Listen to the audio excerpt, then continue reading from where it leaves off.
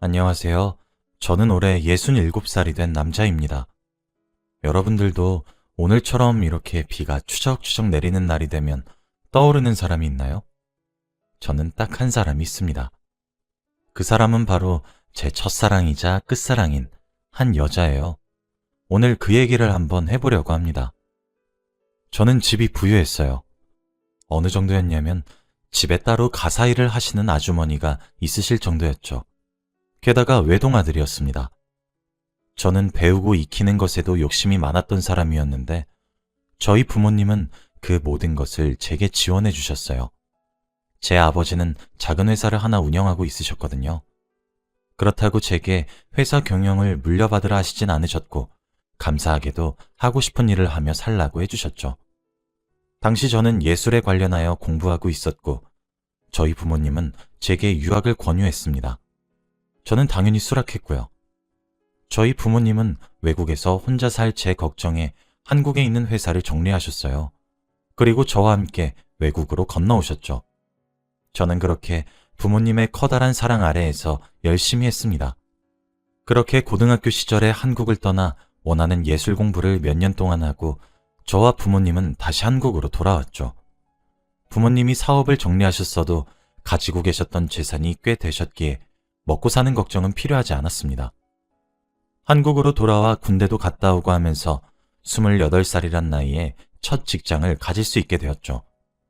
제가 유학해서 배웠던 것을 살려 어느 디자인 회사에 취업할 수 있었거든요. 정말 행복했습니다.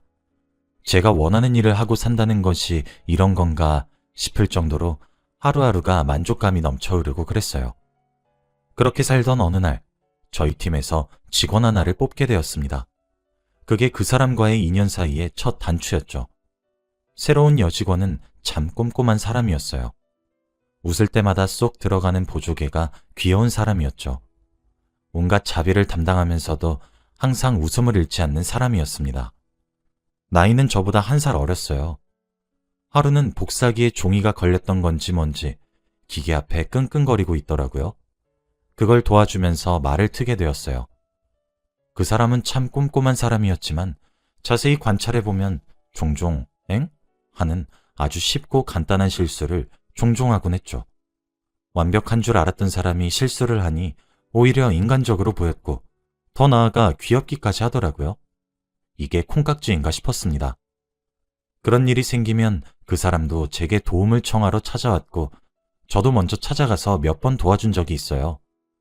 그렇게 우린 퇴근 후에도 종종 만나기 시작했습니다. 그 사람은 정말 매력적인 사람이었어요.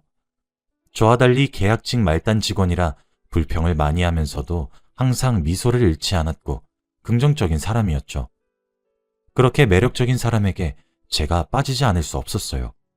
우리의 사랑은 그렇게 시작되었습니다. 그녀와 저는 정말 잘 맞았어요. 천생연분이란 것이 정말 존재하는 거구나 라는 생각을 만나는 내내 했으니까요. 저처럼 산책을 하며 경치를 구경하는 것을 좋아했고 고기 반찬을 좋아했고 당근을 싫어했어요. 좋아하는 것도 싫어하는 것도 똑같았고 취향도 똑 닮았더군요. 잃어버린 반쪽처럼 말이에요. 우리의 사랑은 점점 깊어졌고 제 나이가 30살이 넘어가면서 당연히 저는 그녀와의 결혼을 자연스럽게 생각했습니다.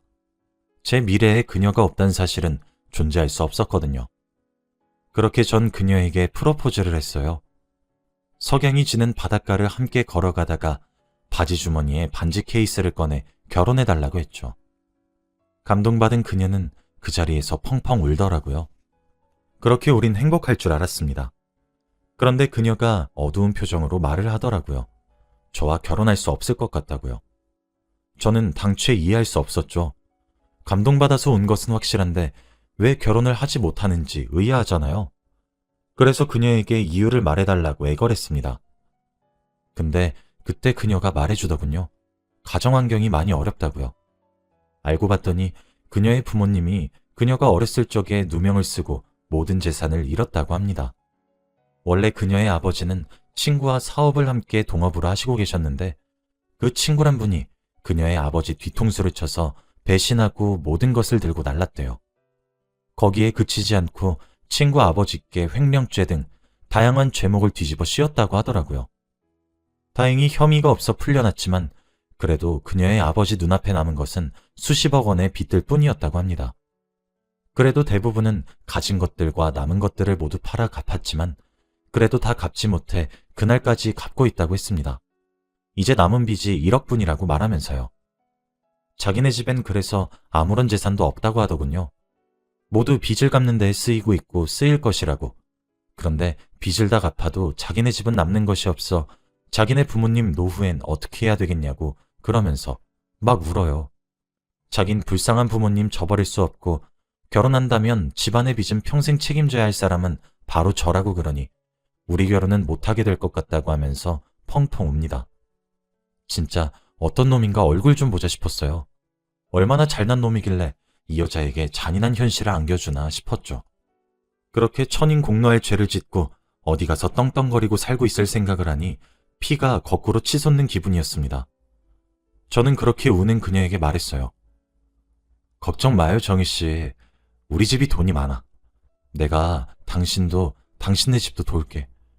그러니까 우리 결혼하자. 당신만 나한테 오면 내가 모두 해결할게. 그러니까 제발 울지 마요. 하며 그녀를 안아들어 토닥였습니다. 그녀는 그럴 수 없다고 거절했어요. 그렇게 제가 일방적으로 몇 달을 매달렸고 기어코 그녀의 허락을 받아내었습니다. 그녀의 부모님께 인사를 갔어요. 제 손을 꼭 잡아주시며 엉엉 우시더군요. 고맙다고요. 우리 딸이 이렇게 귀한 사람을 데려왔다고 하셨어요. 얼마나 고생이 많으셨을까 싶었습니다. 그녀가 우리 집에 인사를 오고 난 뒤 날짜를 잡기로 했지만 사실 저희 집에선 그녀를 반대하고 있었습니다. 그녀는 몰랐던 사실이었죠. 저희 어머니는 제가 비슷한 환경에서 나고 자라서 비슷한 재력을 가진 여자와 결혼하길 원하셨어요. 하지만 그게 어디 부모 마음대로 되나요? 제가 지금 이 여자에 미쳐 살고 있는데 말이죠. 그래도 어머니는 죽어도 안 된다! 라고 하시며 반대하시고 계셨습니다. 그런 어머니의 모습에 속이 상해 처음으로 불효를 했어요. 그럼 죽을게요. 아들 죽는 꼴을 봐야 마음이 편하시겠어요? 하면서요. 결국 어머니와 저 사이를 오고 가던 아버지는 제 편을 들어주셨고 어머니를 설득했죠. 아버지가 먼저 만나보고 그때 결정해도 전혀 늦지 않다고 했어요. 어머니는 마지못해 허락하셨고 그렇게 아버지와 정희 씨의 만남이 계획되었습니다. 아버지께 정희 씨를 소개시켜주기로 한 그날 저와 아버지가 먼저 나와서 그녀를 기다리고 있었습니다. 찻집에 걸린 종이 딸랑하며 울리고 그녀가 들어왔어요. 저를 보며 활짝 예쁘게 웃던 그녀는 저희 아버지를 보고 점차 표정이 사라졌고 이내 표정이 사라지다 못해 사색으로 질리며 뒷걸음질을 치더군요. 그리고 찻집을 도망치다시피 뛰쳐나갔습니다. 저는 너무 당황했어요. 싹싹한 걸 빼면 시체인 그녀가 그렇게 뒤돌아서 도망을 친다는 사실에 충격도 받았죠. 일단 아버지께 그녀의 변명을 해야 했습니다. 그녀를 따라 쫓아나가야 된다는 사실은 뒷전으로 제쳐두었죠. 아버지를 쳐다본 순간 저는 더욱 모르겠더군요.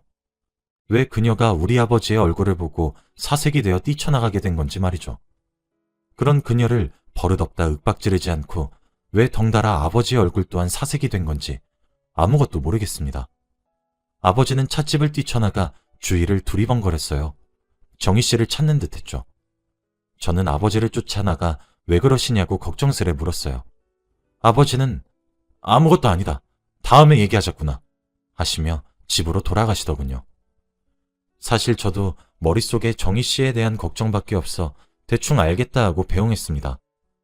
아버지를 배웅한 뒤 정희 씨가 혼자 살고 있었던 집 앞으로 찾아갔어요. 정희 씨에게 만나서 얘기하자고 나올 때까지 기다리겠다고 한 뒤 대문 앞에 서 있었습니다. 2시간 정도 지나니 얼마나 울었는지 두 눈이 빨갛게 부은 채로 대문을 나와 제게 오더군요. 정희 씨가 망친 만남에 대한 화보다도 왜 울었는지가 너무 걱정이 되었어요. 걱정만 하는 제게 정희 씨는 헤어짐을 얘기하더군요. 저는 믿을 수가 없었어요. 제발 이유만이라도 알려달라고 했습니다. 어제까지만 해도 사랑한다고 나밖에 없다고 속삭여주던 여자가 하루아침에 헤어짐이라니. 아마 저 말고 다른 누군가였다고 하더라도 믿지 못했을 겁니다. 결국 그녀는 끝까지 이별을 고하기만 하고 절 두고 집으로 돌아가더군요. 저는 아버지를 찾아갔습니다. 아버지를 찾아가 살면서 처음으로 원망을 품으며 소리를 고래고래 질러댔어요. 대체 왜 정희 씨가 날 떠나냐고, 아무것도 말해주지 않은 채 내 곁을 떠나려고 한다고 그 나이 먹고 바닥에 주저앉아 엉엉 울며 소리쳤죠. 지금 보니 어머니도 아는 눈치 같은데 왜 저에게만 숨기냐면서 악을 썼습니다. 그런데도 부모님은 눈물만 지으실 뿐 제게 아무것도 알려주시지 않았습니다. 그날을 기점으로 제 인생은 망가졌어요. 술에 의지했고 잠도 자지 못했고 음식을 제대로 먹지 못했죠. 회사인 제가 사직서를 냈습니다. 회사에서는 사직서를 반려하며 장기 휴가를 주겠다고 좀 쉬고 다시 생각해보라 하더군요. 그 소식이 그녀에게도 전해진 모양인지 제게 얼굴 보고 할 이야기가 있다고 한번 만나자고 연락을 해오더라고요. 그녀의 연락에 다급히 약속 장소로 나갔고 그곳에서 모든 진실을 알게 되었습니다. 저와 그녀 사이에 중첩된 악연의 정체를 말이죠. 그녀는 제게 묻더군요. 아직도 모든 것을 모르고 있냐고 말이죠. 저는 그렇다고 대답을 했습니다. 그녀는 진실을 얘기해주면 후회하지 않겠냐고 3번을 물어봤고 전 절대 그녀를 원망도 후회도 하지 않겠다고 약속을 했고 그렇게 모든 것을 알게 되었습니다. 수철 씨, 저번에 나한테 프로포즈 했던 날 내가 왜 결혼을 할 수 없는 상태인지 말해준 것들 다 기억나요? 다 기억나. 그치만 내가 도와준다고 했고 당신은 고맙다고 결혼하자고 했었잖아. 며칠 전에 수철 씨 아버지가 날 따로 찾아오셨어. 내가 인사를 드리려고 했던 그 찻집에 내가 올 때까지 기다리겠다고 하시더라. 내가 그 찻집에 들어가자마자 수철 씨 아버지가 무슨 행동을 제일 먼저 했는지 알아? 나한테 무릎을 꿇는 일이었어. 저는 그 말에 당황했고 아버지가 당신한테 무릎을 왜? 라고 물을 수밖에 없었어요. 내가 꿈을 접을 수밖에 없었던 이유. 온 가족이 남겨진 빚에 허덕이고 집안 곳곳에 붙어진 빨간 딱지를 보면서도 참을 수밖에 없었던 이유. 우아하신 사모님이었던 우리 엄마가 억척스런 아줌마가 될 수밖에 없었던 이유. 마지막으로 우리 아버지가 누명을 쓰고 어쩌면 잡혀 들어가서 지금까지 옥살이를 할 수 있었을지도 몰랐었던 이유. 그때 그 동업자 때문인데 그 동업자? 바로 당신네 아버지야. 처음 우리 아버지를 체포하러 경찰이 집에 들이닥쳤을 때 나랑 엄마는 아니라고 경찰에게 빌었어. 그런다고 뭐 달리 뾰족한 수가 있었겠어? 우리 아버지는 그런 사람 아니라고 백날 외쳐도 들어주는 사람이 있기라나 아버지가 풀려날 수 있기라나. 그래서 아버지와 같이 동업자셨던 분을 엄마랑 내가 찾아갔어. 내 나이 17살에 말이야. 가서 무릎 꿇고 빌었어. 동업자셨던 분은 바지가랑이를 붙잡고 매달리는 나를 발로 걷어찬 채로 멸시하며 집으로 들어갔고 그 부인인 사모님은 우릴 보고 구질구질하게 이렇게 살지 말라며 10,000원짜리 10장 던져주며 집에 갈 때 유용하게 사용하라고 한 뒤 집으로 들어갔어. 현관문을 주먹이 부서져라 치면서 제발 우리 아빠 한 번만 도와달라고 얼마나 울부짖었는지 몰라. 복도엔 우리 모녀랑 10만 원만 덩그러니 놓여있고. 그 돈 우리가 어떻게 했을 것 같아? 주웠어. 주워왔어. 당장 우리가 살 돈이 없어서 그 거지 같은 돈들을 다 주워왔다고. 알아? 다행히 수사 결과 우리 아버지는 아무런 죄가 없어서 다행히 무혐의 처분을 받았어. 누구보다 청렴하게 사시던 분이었으니 당연한 결과였지만 말이야. 근데 진짜 범죄를 일삼았던 진범이 누군지 알아? 그 동업자래. 그 동업자가 우리 아버지께 뒤집어 씌우고 돈 들고 날라버린 거래. 근데 수철 씨 있잖아. 그 동업자가 당신네 아버지야. 날 찾아와서 무릎 꿇고 머리를 바닥에 닿은 채로 부탁하시더라. 우리 아들 한 번만 살려달라고. 그럼 모든 재산 다 주겠다고. 제발 당신한테 비밀로만 해달래. 당신이랑 결혼을 하고 나서도 일체 간섭도 없이 살겠대. 시댁 없는 사람 취급해도 좋으니 당신 한 번만 살려달라고. 그렇게 애걸복걸하셨어. 그래서 내가 물어봤어. 왜 그랬냐고. 그렇게 우리 가족 등쳐먹은 돈으로 귀한 아들 유학 보내고 떵떵거리며 살아왔던 거냐고. 당신네 아들은 귀에서 모든 것을 모른 채 남 등쳐먹게 해서 번 돈으로 유학도 가고 영어도 배우고 하고 싶은 거 다 하게 하면서 살겠냐고. 우리 가족에게 대체 왜 그런 거냐고. 우리 아빠가 당신한테 뭐 잘못한 거라도 있었냐고. 당신 아버지는 끝까지 미안하다는 말만 수천 번 하길래 그냥 나왔어. 당신은 참 사랑받고 컸나 봐. 진짜 이 모든 것을 몰랐다니 믿기지가 않네. 그러니까 난 당신이랑 결혼 못해.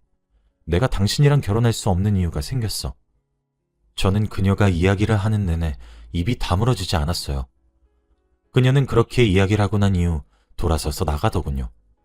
저는 바로 뒤쫓아 나갔습니다. 그녀의 마음을 대변한 탓인지 하늘엔 구멍이 뚫린 것 마냥 비가 퍼붓더군요. 폭포수처럼 퍼붓는 빗줄기 사이로 그녀를 잡아 돌렸어요. 그녀의 얼굴은 눈물인지 비인지 분간이 되지 않을 정도로 범벅이 되어 있었어요. 허망하고 모든 것을 빼앗긴 듯한 그녀의 공허한 눈을 마주치니 차마 그녀를 다시 붙잡지 못하겠더군요. 제가 잡아채서 떨어뜨려 버린 우산을 다시 주워 뒤돌아가는 그녀의 모습이 사라질 때까지 저는 쳐다볼 수밖에 없었습니다. 집으로 돌아와 부모님께 전부 사실이냐 물었어요. 어머니는 소파에 털썩 주저앉으셨고 아버지는 망연자실한 표정으로 저와 눈을 마주치지 않으려고 하시더군요. 저는 평생 동안 저희 부모님을 존경했고 동경했습니다. 훌륭하신 인품이라 생각했고요. 무엇보다 아들의 행복을 위해 사시는 것을 보고 나도 꼭 저런 부모가 되어야겠다고 다짐했었습니다. 그게 한국에서 지은 죄를 피하기 위해 외국으로 도망쳤던 사실을 알기 전까지 말이죠. 모래로 성을 만들었던 기분이었어요. 단단하고 견고하다고 생각을 했었는데 쉽게 무너지더군요.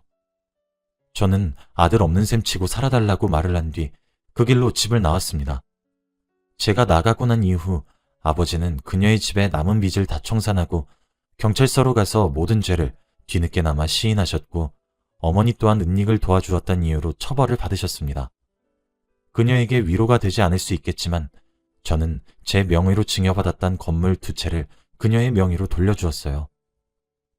나로 인해 아픈 상처를 다시 상기시켜서 미안해요. 그래도 나는 당신이 행복했으면 좋겠어요. 라는 쪽지 한 통과 함께 말이죠. 저는 그 이후로 회사를 퇴사하고 조그마한 사업체를 운영했고 사업 수익금의 일부는 재단에 기부하고 주말마다 봉사를 하는 삶을 살고 있습니다. 부모의 죄를 사죄하는 느낌도 다분히 있지만요. 그녀는 제가 떠나고 난 뒤 저보다 더 좋은 사람을 만나 결혼을 했다고 하더군요. 아마 지금은 예쁜 손자 손녀들과 있겠지 하고 막연하게 생각하고 있습니다. 저는 그 이후로 다른 사람을 만나지 못하겠어서 지금까지 혼자인 채로 살고 있습니다. 아무래도 제가 70을 바라보고 있는 나이라 그런지 8년 전에 어머니가 돌아가셨어요. 돌아가시면서 제게 참 미안했다 하셨죠. 아버지는 지금 요양병원에 입원해 계십니다. 정신이 조금 오락가락 하시는데 제정신을 차리실 때면 제게 미안하다, 미안하다. 내가 어리석어서 미안하다. 하시며 눈물을 흘리십니다. 이제 저는 웃으면서 그녀를 떠올릴 수 있을 정도로 괜찮아진 지 오래되었고 무엇보다 그녀가 행복하게 살기를 항상 바라고 있어요. 그런데도 오늘처럼 비가 추적추적 오는 날은 조금 힘이 듭니다. 그녀가 절 떠났던 순간의 기억이 생생하게 나거든요. 눈물인지 비인지 모를 무언가로 범벅된 그녀의 얼굴과 함께 말이죠. 이렇게 제 첫사랑이자 끝사랑이었던 그녀의 이야기를 마치겠습니다. 제 이야기를 들으신 분들은 죄짓고 사시지 마세요. 저희 부모님은 지금까지 후회하고 계시거든요. 자기가 죄를 지어서 자식도 갚고 사는 것 같다고 말이에요. 어쩌면 그 말이 맞을지도 모르겠어요. 긴 이야기를 들어주셔서